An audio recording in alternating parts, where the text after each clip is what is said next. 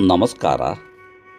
ನುಡಿ ಬೆಳಕು ಪಿ. ಚಂದ್ರಿಕಾ ಅವರ ಪ್ರಜಾವಾಣಿಯ ಅಂಕಣ ಬರಹ ಮಹತ್ತೇ ಮಾನವನ ಗುರಿ. ಇಸ್ಲಾಂನ ಗುರು ಪರಂಪರೆಯ ದೊಡ್ಡ ಹೆಸರು ಕಯಾಮರದು. ಅವರಿಂದ ಕೆಲ ಮಾತುಗಳನ್ನು ಕೇಳಬೇಕೆಂದು ಜನ ಬಯಸುತ್ತಿದ್ದರು. ಆದರೆ ಕಯಾಮರು ಒಂದು ಕಡೆ ನೆಲೆ ನಿಲ್ಲದೆ ಶಿಷ್ಯರನ್ನು ಕರೆದುಕೊಂಡು ತಮ್ಮ ಮನಸ್ಸು ಬಂದ ಕಡೆ ಸಂಚರಿಸುತ್ತಾ ಜನರ ಕಷ್ಟಗಳಿಗೆ ಪರಿಹಾರ ಸೂಚಿಸುತ್ತಿದ್ದರು. ಒಂದು ದಿನ ಕಯಾಮರು ಅಲೆದಾಡುತ್ತಾ ತಮ್ಮ ಶಿಷ್ಯರ ಜೊತೆಯಲ್ಲಿ ಅಡವಿಯೊಂದಕ್ಕೆ ಬಂದರು. ಅದೊಂದು ದುರ್ಧಮ್ಯವಾದ ಅರಣ್ಯ.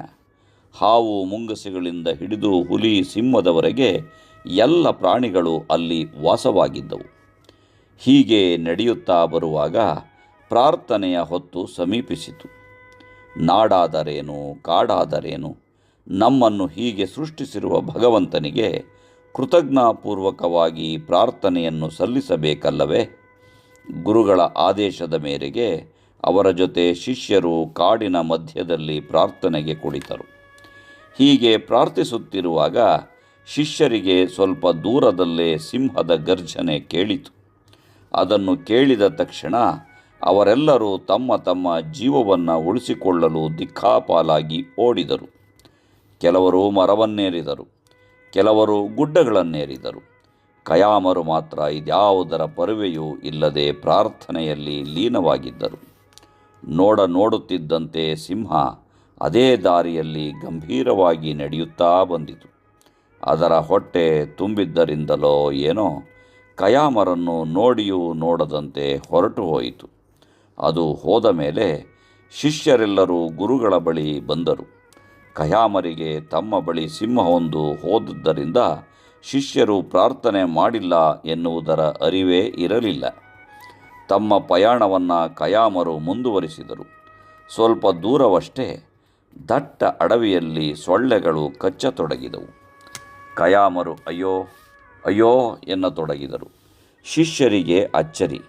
ಅವರು, ಗುರುಗಳೇ, ಇದು ಬಹಳ ಅಚ್ಚರಿಯ ವಿಷಯ.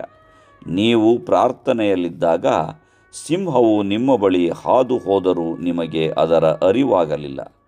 ಭಯವಿಲ್ಲದೆ ಕುಳಿತಿದ್ದಿರಿ. ಈಗ ಈ ಸಣ್ಣ ಸೊಳ್ಳೆ ಕಚ್ಚಿದ್ದಕ್ಕೆ ಕೂಗುತ್ತಿದ್ದೀರಲ್ಲ ಎಂದು ಕೇಳಿದರು. ಹೌದೇ, ನನ್ನ ಬಳಿ ಸಿಂಹವೊಂದು ಹಾದು ಹೋಯಿತೆ. ನನಗದು ಗೊತ್ತೇ ಆಗಲಿಲ್ಲ ಎಂದರು ಕಯಾಮರು. ಗೊತ್ತಾಗಲಿಲ್ಲ? ಸಿಂಹಗರ್ಜನೆಗೆ ನಮ್ಮ ಮೈಪೂರ ಬೆವರಿನಿಂದ ನೆಂದು ಒದ್ದೆ ಆಗಿಬಿಟ್ಟಿತ್ತು. ನಿಮಗೆ ಕೇಳಲಿಲ್ಲವೆಂದರೆ ಹೇಗೆ? ಸಣ್ಣ ಸೊಳ್ಳೆ ಕಚ್ಚಿದರೆ ನೋವಾಗುವ ನಿಮಗೆ ಸಿಂಹ ತಿನ್ನಬಹುದು ಎನ್ನುವ ಭೀತಿ ಕಾಡಲಿಲ್ಲವೇ ಎಂದರು. ಕಯಾಮರು ನಕ್ಕು, ಅಯ್ಯ, ನಾನು ಪ್ರಾರ್ಥನೆಯ ಹೊತ್ತಲ್ಲಿ ಜಗತ್ತಿನ ಮಹತ್ತಿನ ಶಕ್ತಿಯಾದ ಭಗವಂತನ ಸಾನ್ನಿಧ್ಯದಲ್ಲಿದ್ದೆ. ಹಾಗಾಗಿ ನನ್ನ ಜೀವವೇ ಹೋಗಿದ್ದರೂ ತಿಳಿಯುತ್ತಿರಲಿಲ್ಲ. ಅದೇ ಸೊಳ್ಳೆ ಕಚ್ಚುವಾಗ ಮನುಷ್ಯರ ಜೊತೆಗಿದ್ದೇನೆ. ಅದಕ್ಕೆ ನೋವು ಗೊತ್ತಾಯಿತು, ಅರ್ಥವಾಯಿತೆ. ನಾವು ಯಾವುದರ ಜೊತೆ ಇದ್ದರೆ ನಿರ್ಭೀತರಾಗಿರುತ್ತೇವೆಯೋ ಅದೇ ಮಹತ್ತರವಾದದ್ದು. ನಾವು ಸದಾ ಅವರ ಜೊತೆ ಮಾತ್ರ ಇರಬೇಕು ಎಂದರು. ನಿರ್ಭೀತರಾಗಿರುವುದೇ ಮನುಷ್ಯನ ಅತ್ಯಂತಿಕ ಸ್ಥಿತಿ ಕೂಡ ಅಲ್ಲವೇ? ನಮಸ್ಕಾರ.